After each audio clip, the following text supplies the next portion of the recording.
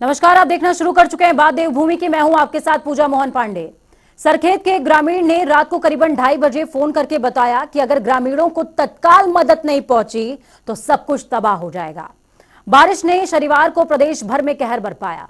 50 से ज्यादा मकान मलबे की चपेट में आ गए, 2 पुल टूट गए, 250 से ज्यादा सड़कें मलबा आने के चलते बंद हो गई हैं। इस दौरान 4 लोगों की मौत हो गई, जबकि 20 लोग घायल हुए। इसके अलावा 13 लोग अभी भी लापता हैं। घटनास्थल पर पक्ष पहुंचा, विपक्ष पहुंचा, मुख्यमंत्री तक पहुंचे, पर अतिक्रमण पर किसी ने गंभीरता के साथ कुछ भी नहीं बोला। तो आज चर्चा इसी विषय पर। प्रदेश में अतिक्रमण जारी, आपदा भारी।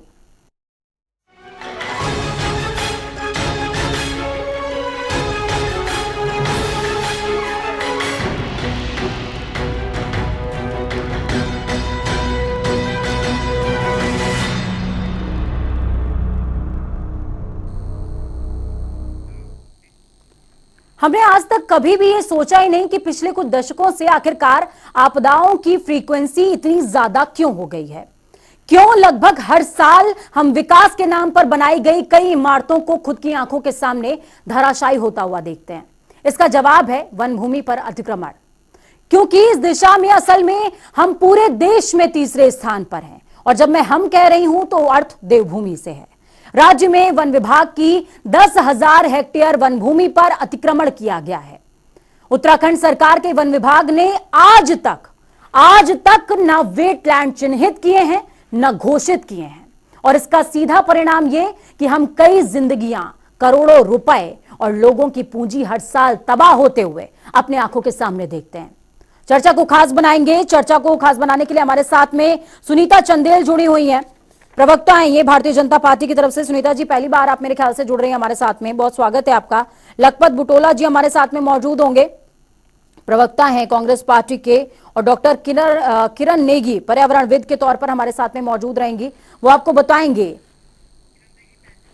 बताएंगी कि किस तरीके से अतिक्रमण की वजह से इस तरीके के हालात पैदा हो गए, या फिर हम अतिक्रमण कह रहे हैं। हो सकता है हमारे कहने पर, हमारे सुनने में, हमारे समझने में कोई चूक हुई हो और कोई वजह हो, तो उस पर भी वो दृष्टि देने का काम करेंगे। किरण नेगी का रुख करते हैं। किरण नेगी जी, बहुत स्वागत है पहले तो आपका। हमारे दर्शकों को ये बताइए सबसे पहले कि किस तरीके से बार बार आपदाएं आ रही हैं, और हम बार बार ये तो कहते हैं कि हम लोगों को राहत पहुंचाएंगे, हम बार बार ये तो कहते हैं कि हम पीड़ित के साथ में खड़े हैं, लेकिन हम आपदाओं की क्यों आ रही हैं उसकी जड़ों तक नहीं पहुंचना चाहते हैं, अपनी कमियों को नजरअंदाज कर देना चाहते हैं। हाँ, नमस्कार। अब अभी जो ये आपदा आई है इस वर्ष देहरादून में, वैसे तो उत्तराखंड में हर वर्ष कहीं ना कहीं आपदा आती रही है और पहले भी आती रही है, लेकिन पिछले कुछ वर्षों में इसकी जो फ्रीक्वेंसी है वो बढ़ी है। और जहां पर जिन स्थानों पर आपदाएं दोबारा आने में कई वर्ष लगाती थी, वो अभी बहुत जल्दी वहां पर उसका रिपीटिशन हो रहा है। और इसके बहुत से कारण हैं।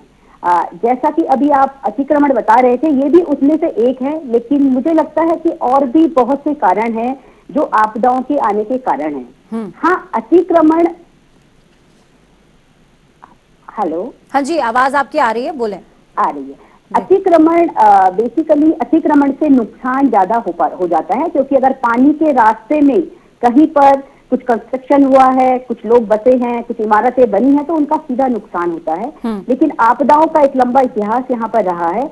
आप हर वर्ष सुनते हैं कि कहीं पर बादल फटे हैं, कहीं फ्लैश फ्लड आया है, कहीं लैंडस्लाइड हो रही है। तो ये आपदाएं उत्तराखंड में पहले से आती रही हैं, लेकिन अब जो ये बढ़ रही हैं, इसका एक बहुत बड़ा कारण जो हमारा क्लाइमेट चेंज है और जिस तरह का जो अनियंत्रित विकास है जो यहाँ पर हो रहा है, और हम पहाड़ की जो सेंसिटिविटी है उसको नजरअंदाज करते हुए जो विकास की हमने गति ली है, वो भी इसका एक कारण रहा है। और बहुत से अन्य कारण हैं, जिस तरह से हमारे जंगल कम हो रहे हैं, जिस तरह से हमने हवा की जो शुद्धता है उसको देखना बंद किया है, और हम लोग एक ही गति से केवल एक ही विकास जो कि कंक्रीट के जंगल है वो बनाते जा रहे हैं, वो एक इसमें मुख्य कारण रहा है। लेकिन बादल फटने की घटनाएं आपने देखा होगा कि पहले से आप सुनते आ रहे हैं कि बादल घटने की जो घटनाएं होती हैं। और बारिश, अभी जब आपदा प्रबंधन का यहाँ पर जब 2013 में फ्लड आया था, बहुत बड़ा नुकसान यहाँ पर हुआ था, सरकारें जागी थी और इसके लिए आपदा प्रबंधन भी कटिबद्ध हुआ था और उन्होंने बड़े स्केल पर यहाँ पर काम किरण जी, करना जिस दौरान शुरू आप ये किया था। तमाम चीजें कह रही हैं, मेरे जहन में कुछ सवाल भी हैं और साथ में जो मैंने स्टडी किया था वो भी कुछ सामने आ रहा है। नैनीताल का केस लेकर के कुछ स्टडी किया था, उसमें भी चीजें सामने आई थी कि किस तरीके से अंग्रेजों ने नैनीताल के पूरे क्षेत्र को 3 जोन्स में डिवाइड किया था। फिर उसके बाद में जो चूना पत्थर के पहाड़ बने हुए थे जिनमें दरारें थी, उसको चिकनी मिट्टी से भरने का काम किया गया था। कुछ पोर्शंस को इंडियंस के लिए छोड़ दिया गया, लेकिन हमने वो काम किया ही नहीं, क्योंकि हमें विकास के नाम पर अंधाधुंध चीजें चाहिए। इस वजह से शायद हम उस रेस में पीछे रहे। हमने जिंदगियों को उतनी तरजीह नहीं दी है। यही वजह है कि हम आज इन आपदाओं के तौर पर चीजों को झेल रहे हैं। किरण जी, अगर आप मुझे सुन पा रही हो तो चलिए, ठीक है, शायद हमारा कनेक्शन उनसे कट गया है। लखपत बुटोला जी जुड़ चुके हैं हमारे साथ में। लखपत जी, आप का स्वागत है। एक बार फिर से आप हमारे साथ में जुड़ते रहते हैं और जब आप जुड़ते हैं तो चर्चा को एक दिशा मिलती है। वरिष्ठ प्रवक्ता हैं आप, अहम जिम्मेदारी है कांग्रेस में आपके पास, तो मैं चाहूंगी कि एक प्रखर विपक्ष की भूमिका आप निभाएं इस चर्चा के दौरान भी और राज्य के अंदर भी। लखपत जी, कल करण माहरा पहुंचे हुए थे। करण माहरा ने दौरा किया, उन सरकार से अपील भी करी कि लोगों के लिए वो मदद की गुहार सरकार से करते हैं, उनको बसाया जाए, उनकी मदद की जाए, आर्थिक मदद की जाए। लेकिन अतिक्रमण और जो नदियों का शोषण होना शुरू हो चुका है, खनन होना शुरू हुआ है, इसके खिलाफ कब लामबंद होगा विपक्ष? क्या विपक्ष की प्राकृतिक संपत्तियों की तरफ कोई जिम्मेदारी नहीं है, कोई जवाबदेही नहीं है? लखपत जी की आवाज को थोड़ा सा खोलिए प्लीज। जी, आवाज आ रही? बिल्कुल आ रही है, आपकी आवाज, बोले लखपत जी। पूजा जी, हम जिम्मेदारी पूरी निभा रहे हैं। मैं आपसे एक बात कह सकता हूँ, उदाहरण हमने पिछली बार कहा था कि जो हमारे मुख्यमंत्री है वो खनन प्रेमी है और कई प्रकार के हमने उनको साक्ष्यों के साथ कहा था किस तरह से खनन को बढ़ावा दे रहे, नदियों का चुगान अवैधानिक तरीके से कर रहे, असंवैधानिक कर रहे हैं। और आपने देखा जिस तरह से मुख्यमंत्री के पीआरओ जिस तरह से एसपी को फोन करके कहते हैं कि खनन के ट्रकों को छोड़ दीजिए, ये मुख्यमंत्री जी के लोग हैं खास, और उसके बाद जिस तरह से उनको 2-4 दिन के लिए हटाते फिर अपना पीआरओ बना देते हैं। तो ये निश्चित रूप से उत्तराखंड का दुर्भाग्य है कि जिन्होंने नदी का, जंगलों का शोषण कर दिया वो सीएम के पद पे। दूसरा उदाहरण मैं आपसे दे, जो ये आपदा आई है ये रायपुर से मात्र स्टेडियम से विधानसभा से 5 किलोमीटर के पास में, मुख्यमंत्री आवास से 6 किलोमीटर के पास है। इस पुल को लेके पिछली त्रिवेंद्र सरकार जी वहां से विधायक थे, उनको लेकर के वहां की जनता लगातार मुख्यमंत्री के पास गई। मैं आज भी आपसे कह सकता हूं कि 4-5 लाख का काम था। वो कह रहे थे कि क्योंकि उत्तर प्रदेश के टाइम का पुल बना हुआ था, ये तो बनाते तो कुछ है नहीं, उत्तर प्रदेश के टाइम का पुल बना था, तो एक जो पिल्लर है वो पिल्लर तब मुझे लगता है कि ऊपर रही होगी जमीन, तो वो पिल्लर ऊपर था और लगातार कटाव हो रहा था। और उसको लेकर के लोगों ने कहा कि तार कंक्रीटों में पत्थर भर के इसकी थोड़ा बाढ़ कर दीजिए, पानी को थोड़ा डाइवर्ट करा दीजिए। 3 बार मुख्यमंत्री के पास जाने के बावजूद पिछले बरसात में इन्होंने वहां पे एहतियातन तौर पे रास्ता 2 दिन के लिए बंद किया, लेकिन उसका कोई ट्रीटमेंट नहीं किया। और जिसका दुर्भाग्यपूर्ण आज ये स्थिति रही कि मेरे क्षेत्र के कम से कम 8 लोग तो मिस थे वहां पर। मेरे बगल के लोगों को जिस तरह से त्रास दिया, 14-15 लोगों को बचाया गया, वो बहुत ही दुर्भाग्यपूर्ण है। और मैं समझता हूँ कि सरकार केवल और केवल जिस तरह से लूट खसोट में, भ्रष्टाचार में, भर्तियों के धांधली में लगी हुई है, और जिस तरह से इस सरकार ने केवल एक मोटो बनाया है कि हाउ अर्न टू मनी, पैसा कमाने के लिए, अपने घर बनने के लिए सरकार चल रही है। उत्तराखंड देवभूमि का दुर्भाग्य है। और सुनीता जी, आपका स्वागत भी है और आपका काउंटर भी है। आप लोग दावा करते हैं, सत्ता पक्ष दावा करता है, सरकार दावा करती है विकास हो रहा है। ऐसे विकास का क्या काम कि वो विकास पानी में बह जाए, वो पुल पानी में बह जाए, वो लोग जिन्होंने आपको वोट दिया वो बहते हुए नजर आए, फिर उसके बाद रेस्क्यू करना पड़े उनको और मुख्यमंत्री को भी बुलडोजर से उस क्षेत्र में पहुंचना पड़े। क्या हम अपने लोगों को इतनी सुविधा, इतनी सहूलियत देने पर विचार नहीं कर सकते कि आपदाओं में कुछ हद तक कमी दर्ज की जाए? आपको पता है कि वन विभाग ने आज तक वेटलैंड को चिन्हित तक नहीं किया है।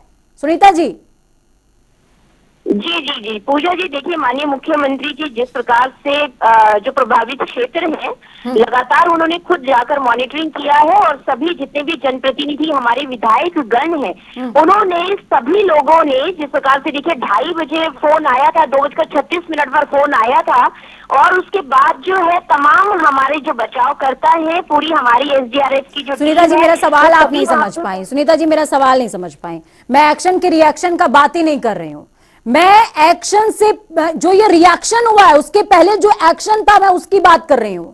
इस बात को समझिए, अतिक्रमण, नदियों का खनन, नदियों के किनारे निर्माण, नदियों का जो रास्ता है वो सकरा होता चला जा रहा है। वहां पर घर बनाने की अनुमति देता कौन है? आखिरकार रिजॉर्ट बनाने की अनुमति देता कौन है कि वो रिजॉर्ट बह जाते हैं? मैं ये समझना चाह रही हूं। देखिए पूजा जी, यहाँ पे जिन लोगों के साथ में जैसे अभी जो यमकेश्वर वाला इलाका है, कुमालडा क्षेत्र है, टिहरी से लगे हुए क्षेत्र है जहाँ पे क्लाउड बर्स्टिंग हुआ है, हमारा माल देवता, ये तमाम जो जगह है यहाँ पे कोई बस्तियां और कोई अतिक्रमण वाले लोग नहीं है। ये पुश्तैनी के लोग हैं जो सालों से वहाँ पे रह रहे हैं। लेकिन जिस प्रकार से हमने देखा कि क्लाउड बर्स्ट हुआ और तमाम चीजें जो सामने आई है, हम तो लगातार अतिक्रमण के लिए हमेशा लखपत जी आपका काउंटर है। हमारा शासी प्रशासन लगातार उसके लिए काम कर रहा है, लेकिन कभी कभी ऐसी चीजें सामने आती है। मुझे लगता है कि कांग्रेस पार्टी को इस वक्त जो है ऐसे मुद्दे पे राजनीति नहीं करना चाहिए और समस्या को समझना चाहिए। इस तरह से पूरी सोंग नदी के अंदर आपके द्वारा, आपके विधायक द्वारा अतिक्रमण करवाया जा रहा है नदी के किनारे, क्योंकि आपके कार्यकर्ता, आपके विधायक खनन को लगातार जिस तरह के रिजॉर्ट के रिजॉर्ट आपके विधायक के बन रहे, आपके कार्यकर्ताओं को बंद रखे हैं, जो बहे हुए आपके कार्यकर्ताओं के। मैं पूछना चाह रहा हूँ, जब लगातार सोरसोली की जनता लगातार मांग कर रही थी इस पुल के बगल में जरा एक पिलर लगा, एक वाल लगा दो, उसके लिए क्या दिक्कत थी? वहां से मुख्यमंत्री जी थे। मैं पूछना चाह रहा हूँ कि त्रिवेणी जी क्या एक पुल नहीं बना सकते हैं तो एक पिलर का बचाव नहीं करा सकते थे? अच्छा ठीक है लखपत जी आपसे भी और सुनीता जी से भी, दोनों से मेरा एक सवाल है। वेटलैंड के बारे में आप लोग कितना जानते हैं बताइए? दोनों से ही सवाल है मेरा, दोनों ही दल कांग्रेस और बीजेपी। पहले सुनीता जी, सत्ता पक्ष में आप आगे रहना आपकी जिम्मेदारी, आप बता दीजिए वेटलैंड क्या होता है? वेटलैंड क्या होता है सुनीता जी?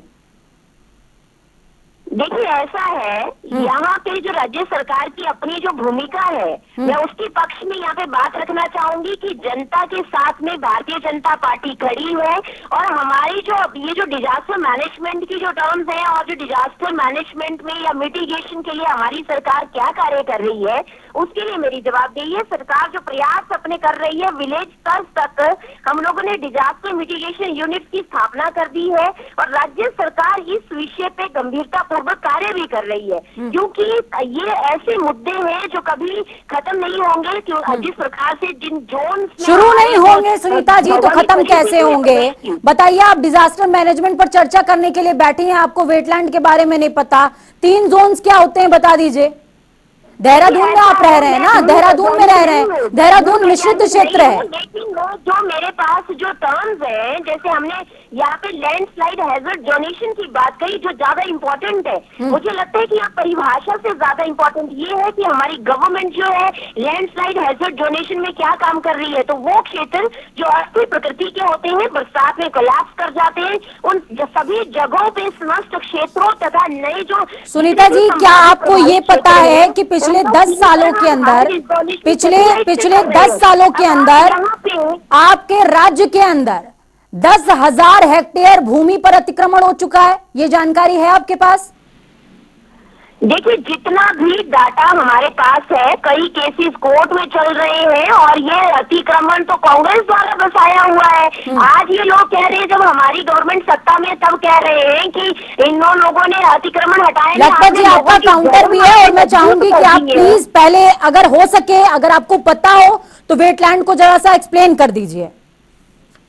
ऐसा है, देखिए वेट लाइन की आप बात कर रहे हैं यहाँ पे। मैं तो जो नुकसान यहाँ पे जनता का होता है उसका डाटा देने के लिए यहाँ बैठी हूँ। और एक और इम्पोर्टेंट आपको बात बता देती हूँ कि जो हिमालय राज्य है, जैसे कि हमारे उत्तराखंड की बात करें, उत्तराखंड में पर्याप्त मौसम विभाग केंद्रों का भी अभाव है, जिससे लगातार अतिक्रमण हो रहा है। रायपुर के अंदर इनके विधायक और डोईवाला के आपके ऊपर आरोप लगा रहे हैं लखपत जी, भी भारतीय जनता पार्टी कांग्रेस के ऊपर आरोप लगा रही है कि सारा अतिक्रमण तो आपका ही बसाया हुआ है, फिर आप अतिक्रमण का गाना क्यों गा रहे हैं? सुन लो, 7 साल से इन्होंने चूड़ियां पहन रखी। पूजा जी, कितने लोगों को हटाने का काम कर दिया इन्होंने 7 साल में? ये आरोप ही लगाते रहेंगे। अब उत्तराखंड में 57 की बहुमत की सरकार मिली, समय 47 के बहुमत की सरकार मिले इनको आरोप लगाने के अलावा, चोरी करने के अलावा, भ्रष्टाचार करने का, लूट खसोट करने का, नौकरी में पैसा लेने के अलावा, दलाली करने के अलावा आता क्या है? आरोप लगाने के अलावा आता क्या इनको? ये तो बताएं काम क्या किया इन्होंने। मैं पूछना चाह रहा हूँ, दलाली नहीं करते तो आगे रायपुर सोलह का पुल क्यों बहता? इसकी दलाली की वजह से बात, वो तो कांग्रेस ने बनाया था। इनके बस की कोई पुल बनाना है अधिकार जितने, ये तो दलाली करने वाले केवल, ये भ्रष्टाचार में लिप्त है, खनन के चोरी कर देंगे, अधिक्रमण में चोरी कर लेंगे, उसके बाद पीढ़ी चैनल पे आके उल्टी बात कहेंगे। 7 साल से सत्ता में 2/3 बहुमत है, उसके बाद विपक्ष में आरोप लग, शर्म नहीं आती इन लोगों को कहने में? मुझे तो यही दुख होता है। मर्ज ही नहीं पता होगा सुनीता जी और लखपत जी, तो इलाज होगा कैसे? डॉक्टर, सफेद कोट तो हर कोई पहनना चाह रहा है, सफेद कोट हर कोई पहनना चाहता है, दवा की दुकान हर कोई खोलना चाहता है, वोट हर किसी को चाहिए, खादी हर किसी को शरीर पर चाहिए, बुलडोजर पर बैठकर हर कोई चला जाएगा, खादी का कुर्ता पहनकर हर कोई चला जाएगा, लेकिन मर्ज किसी को नहीं पता है। और ना इलाज आप लोगों में से कोई कर पाएगा, और ना मुझे बोलने में ये कोई संकोच है। हो सकता है कि आप लोगों को ये बात बुरी लग जाए, लेकिन पिछले 20 सालों में न कांग्रेस ने कुछ किया उत्तराखंड के लिए, न बीजेपी ने कुछ किया है। आप लोगों ने प्रकृति के प्रति कोई सोच ही नहीं रखी है। ऑल वेदर रोड का आप निर्माण कर रहे हैं, कुछ समय के बाद देखिएगा किस तरीके से वहां पर भी लैंडस्लाइडिंग होती है और तमाम क्षेत्र लैंडस्लाइड की चपेट में आता है। पहले नहीं होता था इतना ज्यादा लैंडस्लाइड। इस तरफ विचार क्यों नहीं करते हैं आप लोग? मैं ये बात नहीं समझ पा रही हूँ। आपसे कह सकता हूँ, इस चीज को आप समझिएगा। मैंने आपसे एक बात कही है कि एसडीआरएफ का गठन किसने किया, एनडीआरएफ का गठन किसने किया, ये तो आप बताएं किसकी सरकार ने किया है? इसको लेके एक सिस्टम किसने बनाया? इनकी सरकार तो उस पर भी आरोप लगाने का काम करती है, इन्होंने कुछ किया नहीं जीवन में। आप लखपत जी वो वाली बात कर रहे हैं कि आपदा को आने दो, हम आपदा से बचाव क्या जुगाड़ कर रहे हैं। मैं आप सुन लीजिए, आपदाएं आ सकती, लेकिन जिस तरह की निग्लेंस इनके अंदर हो रही है, जिस तरह से आप देखो उत्तराखंड की नदी नालों को जिस तरह का खनन किया जा रहा है, अपने भू माफिया और खनन माफिया लोगों के बेशुमार खनन किया जा रहा है, और कोई भी किसी तरह का प्रोटोकॉल का पालन नहीं किया जा रहा है। ये पहली बार उत्तराखंड के अंदर हो रहा है। मैंने आपसे छोटा सा उदाहरण दिया, राजधानी के अंदर ये परिस्थितियां, तो दूर दराज जो नीति निर्माण होंगे उसकी स्थिति आप बताओ। जो उत्तरकाशी पिथौरागढ़ में स्थिति होंगी उसको बताया जाए, धारचूला में जो स्थिति है उसको समझिए। देहरादून के अंदर इनका एक आदमी नहीं पहुंचता है। अभी रायपुर का पुल टूटा, एक जेसीबी वहां पे खड़ा कर रखा, काम नाम की चीज नहीं हो रही, और पूरा एयरपोर्ट की कनेक्टिविटी खत्म हो गई। हजारों लोगों के जीवन, ठीक है, ये तो चर्चा का विषय हो गया, ये चर्चा का विषय हो गया, वार पलटवार भी हो गया कि एक डिबेट में जिम्मेदारी होती है सत्ता पक्ष की भी और विपक्ष की भी कि एक दूसरे की गर्दन को निचोड़ दें। लेकिन दूसरी तरफ हम जनता की बात करते हैं। जनता के लिए यहां से कुछ चीजें मैंने मेंशन करी है। मेरा मकसद हमेशा चर्चा का यही रहता है कि आप सत्ता पक्ष हो या फिर विपक्ष, दोनों ही लोग कुछ बिंदु लेकर के यहां से जाइए और उस दिशा में काम कीजिए। तो क्या इन तमाम बिंदुओं के बाद आप अपनी सरकार को सचेत करने की कोशिश करेंगी कि हमें आपदा आने के बाद डैमेज कंट्रोल नहीं करना है, हमको डिजास्टर मैनेजमेंट पहले करना होगा? बिल्कुल बिल्कुल। देखिए पूजा जी, यहाँ पे मैं आपको भारतीय जनता पार्टी की ही मैं आपको यहाँ पे पक्ष रख रही हूँ, और उसमें साफ तरीके से मैंने पहले भी बताया कि मॉनसून शुरू होने से पहले जितनी भी जो डिजास्टर रिस्क मैनेजमेंट है उसको लेकर हम बहुत ज्यादा संजीदगी से काम कर रहे हैं। और हमने उसके लिए, मैं यही बता रही हूँ कि सरकार के प्रयास क्या रहते हैं, क्या तैयारियां रहती है। ये तो मालूम होता है ना कि ये होगा ही होगा, मॉनसून है। और मैं यही कह रही हूँ सुनीता जी, मैं यही कह रही हूँ, ये नहीं मालूम होना चाहिए कि ये होगा ही होगा। ये हमारा सबसे बड़ा दुर्भाग्य है कि हम ये मानकर बैठ जाएं कि आपदा आएगी ही आएगी। आपदा क्यों आ रही है भाई? 120 साल पहले क्यों नहीं आती थी आपदा? चूना पत्थर के पहाड़ तो तब भी थे, लैंडस्लाइड तो तब भी होता था, तराई का क्षेत्र तो तब भी था, पानी नदियां झील तो तब भी थी। मैनेजमेंट वैसा किया गया था ना, अंग्रेजों ने मैनेजमेंट वैसा किया था। आपको मैं 4 किताबों के नाम मैसेज कर दूंगी, उनको पढ़ लीजिए, या हो सके तो अपनी कमेटी को भेज दीजिए वो किताबें, पढ़ ले वो जरा सा, और फिर उसके बाद मैनेजमेंट सुधार ले राज्य का। अंग्रेजों के समय की अगर आप पूजा जी बात रख रही है तो अंग्रेजों के समय में चुनिंदा बिल्डिंग्स होती थी और उस वक्त जो क्वालिटी होती थी, जो जिस प्रकार से वो कंस्ट्रक्शन होता था, दालें यूज होती थी, पौधे जो चिपक वाले फल फ्रूट है उसके द्वारा बनाई जाती है, उस टाइम पे यूज नहीं होता था, चूना पत्थर यूज होता, उसके तरीके क्वालिटी वाली चीजें उसमें यूज की जाती थी। आप क्यों नहीं कर रहे सुनीता जी, आप क्यों नहीं कर रहे हैं क्वालिटी वाली चीजें यूज? क्या आपके लिए राज्य के लोगों की जिंदगियां इंपॉर्टेंट नहीं है? आप खुद अपने सवाल का जो जवाब दे रही है उसको खुद काट रही है। विकास भी चाहिए। देखिए विकास जब डेवलपमेंट होते हैं तो बहुत, तो विकास क्या जिंदगी के सबब पर मिलेगा? विकास क्या जिंदगी के सबब पर मिलेगा? 4 लोगों को मार दें और हम आपको सड़क दे रहे हैं, ये आप कहना चाहती हैं? हमने कहा है कि जो संभावित ऐसे जोन है, जो सेंसिटिव जोन है, वहाँ पे बिल्कुल भी लोग अपना निवास ना करें।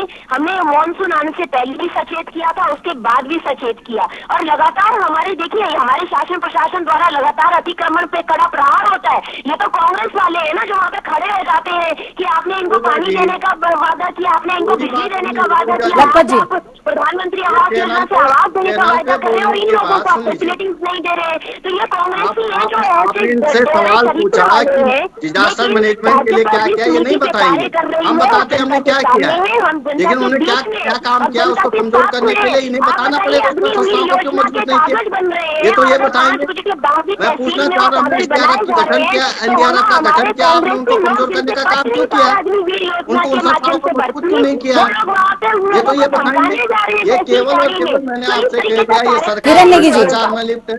आप दोनों लोगों को अब मैं कहूंगी कि थोड़ा ठीक है, हो गए झगड़े हो गए, एक निराकरण की तरफ चलते हैं। किरण नेगी जी हमारे साथ में जुड़ी हुई हैं, पर्यावरण वैज्ञानिक हैं किरण नेगी जी। किरण जी, आपने पूरी चर्चा सुनी, खैर मुझे अभी भी निष्कर्ष निकलता समझ में नहीं आ रहा है। हो सकता है इस चर्चा का विषय समझ नहीं पाए ये लोग, या हो सकता है कि सत्ता पक्ष और विपक्ष अपनी अपनी भूमिकाओं को इतनी प्रबलता के साथ रखना चाह रहा था कि उस सवाल को दरकिनार करते हुए वो समझना चाहते ही नहीं है। हो सके तो कुछ बिंदु आप साझा करें ताकि ये अपनी पार्टी के शीर्ष नेतृत्व तक उन बिंदुओं को लेकर के जाएं और उसका कुछ तो निराकरण निकले। जिंदगियों से कीमती कुछ भी नहीं होता है। विकास अगर जिंदगी के एवज पे मिल रहा है तो नहीं चाहिए विकास, हम चल लेंगे कंकड़ की पगडंडी पर, बस हमें बिजली पानी दे दीजिए साहब, हमको नहीं चाहिए विकास। मत बनाइए पुल, मत बनाइए सड़कें, पहले भी जी रहे थे अब भी जी लेंगे, लेकिन जिंदगी के एवज पर कुछ नहीं चाहिए। किरण नेगी जी।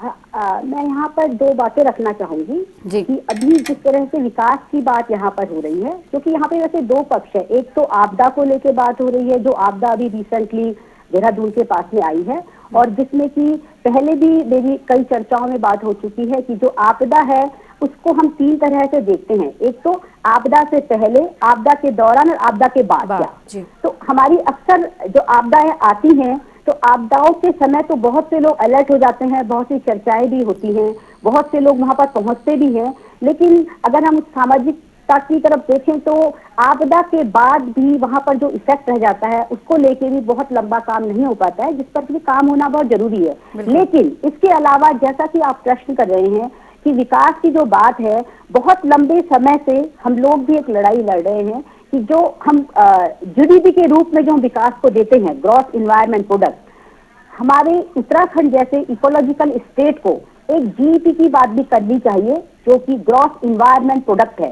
कि क्या हम जो विकास कर रहे हैं, क्या हम 5 साल में कुछ ऐसा आंकड़ा दे सकते हैं कि हमने जो विकास किया कर पाए, हम अपने जो उत्तराखंड है, अपना क्षेत्र है, वहाँ कितना जंगल बढ़ा पाए, वो क्या आंकड़े हैं जो पिछले 5 साल में जंगल जो बढ़ा है या जो पानी शुद्ध हुआ है।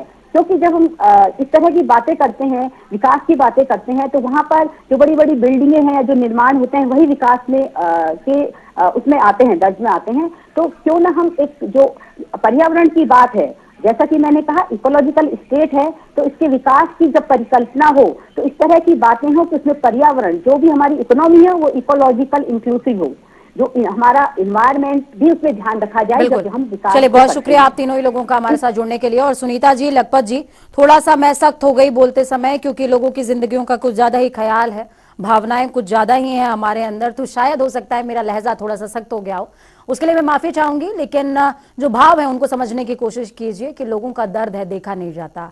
हर बार जब हम ऐसी खबरें पढ़ते हैं तो कष्ट होता है। लोग पूरी जिंदगी की कमाई लगाकर अपना घर बनाते हैं और सोचिए वो घर एक बहाव में बह गया। पहले उन्हें सचेत कर दिया जाता कि ये डेंजर जोन है, यहाँ घर मत बनाओ साहब, कहीं और बना लो, हम और कहीं जमीन दे दे रहे हैं आपको, और कहीं बना लीजिए, तो उनकी कमाई ना नष्ट होती। पूरी जिंदगी की पूंजी लगा करके लोग घर बनाते हैं। तो चलिए, वक्त यहाँ पर छोटे से ब्रेक का है। ब्रेक के उस पार खबरों का सफर लगातार जारी रहेगा। बने रहिए जनता टीवी के साथ, क्योंकि हम है आपकी ताकत। हमारी कोशिश है कि सरकार को एक दिशा, एक दृष्टि मिले, क्योंकि लोगों की जिंदगियों से कीमती कुछ भी नहीं होता है। लोकतंत्र बनाने में भी, लोकतंत्र चलाने में भी, और लोकतंत्र की पुनर्स्थापना में भी उन्हीं लोगों का हाथ होता है, उन्हीं लोगों का वोट होता है।